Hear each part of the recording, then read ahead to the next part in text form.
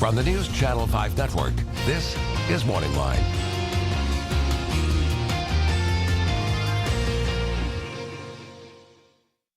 Good morning, everyone. Thanks for joining us on MorningLine on this Tuesday. Nick Barris here, coming to you live and direct. I hope you had a good long holiday weekend if you didn't work yesterday. And we've got a great topic this morning for you. We're going to be talking about health care.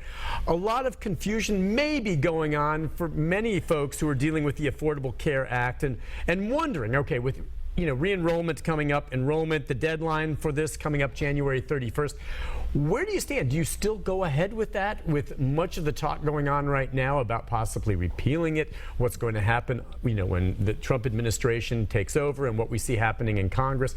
We're going to get into all of that and give you a chance to also ask questions, because the bottom line is this affects millions and millions of people across the country. And what you need to know and what you shouldn't do at this point, or should do, despite everything else that's going on in Congress. The number is 737-7587. You'll want to join in the conversation with questions as we go through this, but really, I've got a bunch of questions as well, and we've got a great guest with us. In fact, a colleague of hers will be joining her in a moment, but Sharon Barker's with us from Get Covered Tennessee. Yes. Good morning to you. Morning. Thanks for coming on. Yeah, if you would, let folks know what Get Covered Tennessee is. I know it's a nonprofit, and you're the lead navigator kind of running the group of you who work with folks. Right. So I work actually for Family and Children's Service. Okay. It's a nonprofit, and Get Covered Tennessee is a program that Family and Children's Service sponsors. Okay. And we help people to enroll in health insurance through the Affordable Care Act on healthcare.gov.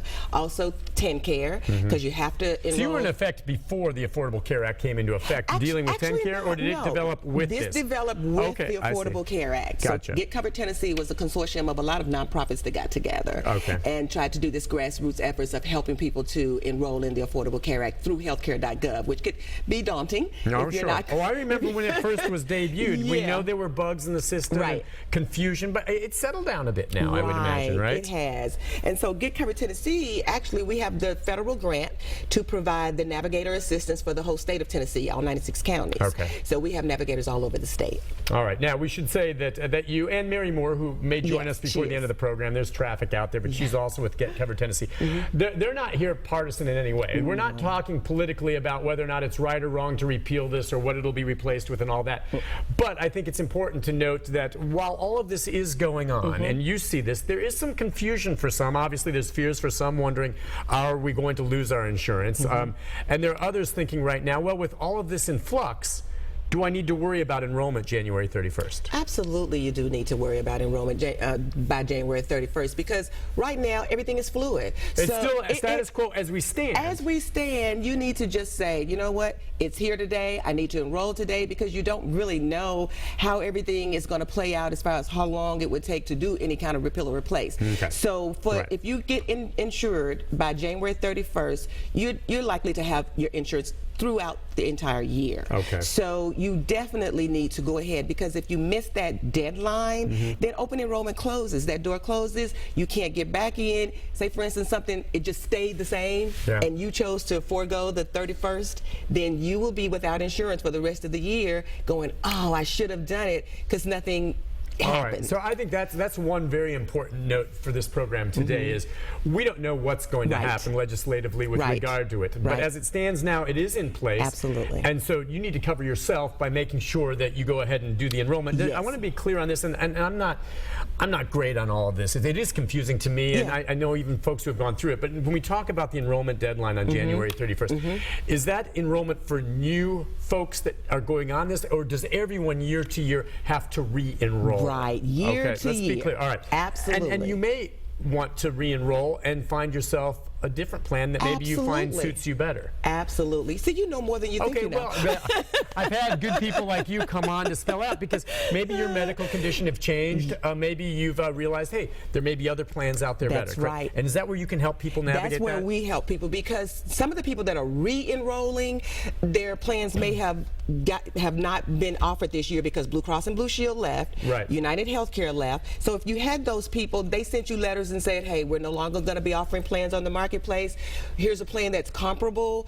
You might like this, and you can keep it if you want, or you can come back to the marketplace and go, well, let me see what else is out there. What are my options? I encourage people not to just take the plan that they put them in, and come back, look at the other options before making that determination whether or not to keep the plan they gave you or to find something that suits you better. So if you're re-enrolling, yes, you need to come back because you need to update your information. Your household size may have changed. Your income may have changed. Sure. You may have moved to a different zip code, which could affect your plan choices. So you need to come back when you're re-enrolling as well as when you're a first-time enrollee. 31st is the end, though. Once that door closes, you will not get back in unless you have something called a special enrollment circumstance. You got married, you had a baby, you moved to the city, and we're getting a lot of people moving to Tennessee. But there are some things that will allow you to come back in after the 31st, but it's a special enrollment circumstance. All right. If you've been through it already, maybe you understand. Maybe you still want some help. As the show progresses, get a pen and paper. We'll make sure to put up the number for Get Covered Tennessee and how you can, again, nonpartisan, nonprofit. They're here. They don't have an angle on this or one. They're just here to help you on what's best, and so we can go that route. I had a question for you. Within the various plans that are available underneath the Affordable Care Act, I mean, there are different levels of what you're willing to pay, correct? It's interesting. I got really sick over the holiday, and I was at one of the clinics, and I went in there, and I have insurance through the station, and was dealing with that, but I saw an individual come in, and he was coughing, and he came up and gave him the card, and they said, well, we can't accept this, and he goes, oh, thanks, Obamacare, and walked out. And we don't know what the circumstance was, but is it fair to say that when some people go on that, if you choose to get the very cheapest plan in the Affordable Care Act, it provides some coverage, but you're going to be limited in a way. If you go the cheapest and you expect gold coverage, you ain't going to get it. Whereas if you're willing to pay a little bit higher premium, because there are different costs, correct? I just want to get a sense of that, because I hear a lot of people sometimes complaining, and then I say, well, what policy did you get? Well, they got the cheapest one. Well, you get what you pay for, okay? It's only going to cover the very basics and not this other, and they're complaining, well, why didn't I get this service? Why didn't I get that? Can you give me some perspective on that? Sure. So it sounds like what he was mostly complaining about was the network that he chose. Okay, I was just listening. I don't know really his details, but so he was disappointed and he complained. When people don't find that their provider takes a particular plan, it may be because that they're going out of the network. Right. You have to stay in your network and of doctors that the company has provided for you. And that makes sense. This was a day clinic, a walk-in clinic that maybe wasn't covered. So if he could have had a gold plan and it still would have been covered because he would have been out of network. You see what I'm saying? Is it always network for all the plans, or are there some plans you can get that aren't network? And there's one plan on the marketplace, it's Humana, and they do offer out-of-network benefits.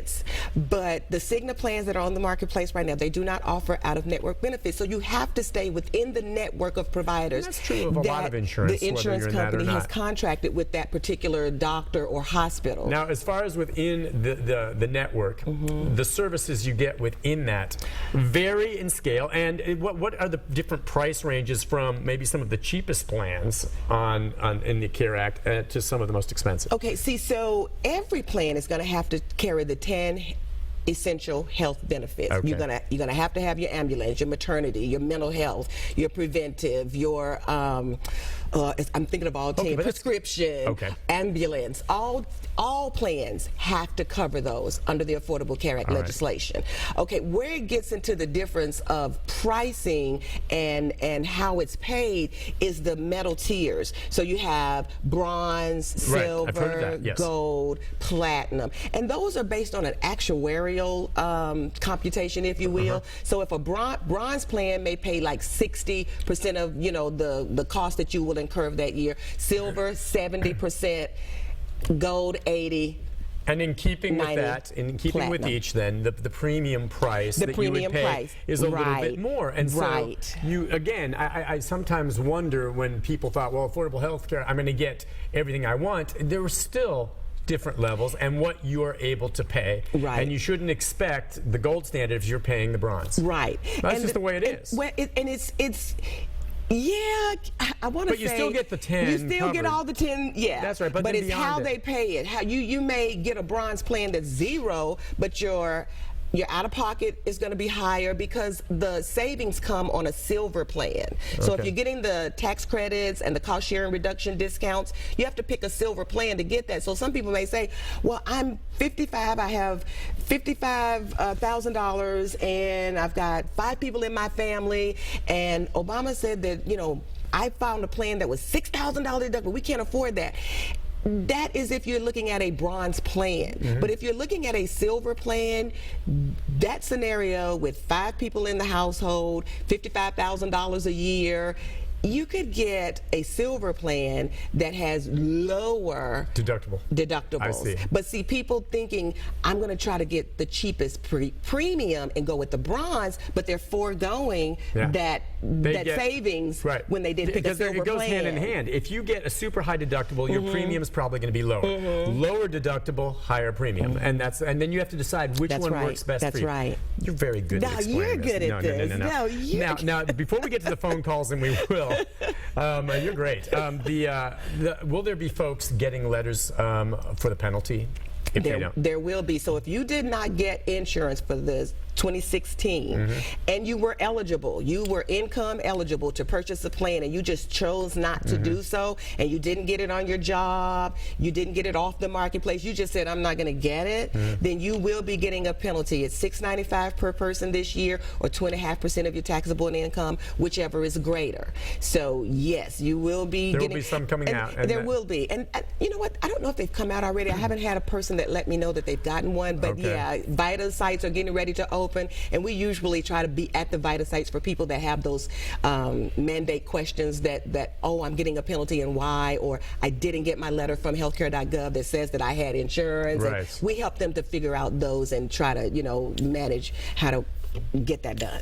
Good. All right. Well, listen, we're going to take a break here, Sharon. When we come back, I know there's more information here. You guys gave some great talking points that we'll get into, but we also have some phone calls. Joe, David, Brian, and others, if you're there, stay there. The number is 737-7587. I know many of you out there may be dealing with your own private insurance and has that stands, and that's great. You may have a question on the big picture, or you're someone who's actually wondering, all right, what do I do next with affordable care? And we can help you with that as well. So join the conversation. Give us a call. We'll be back with more of that and our guest right after this.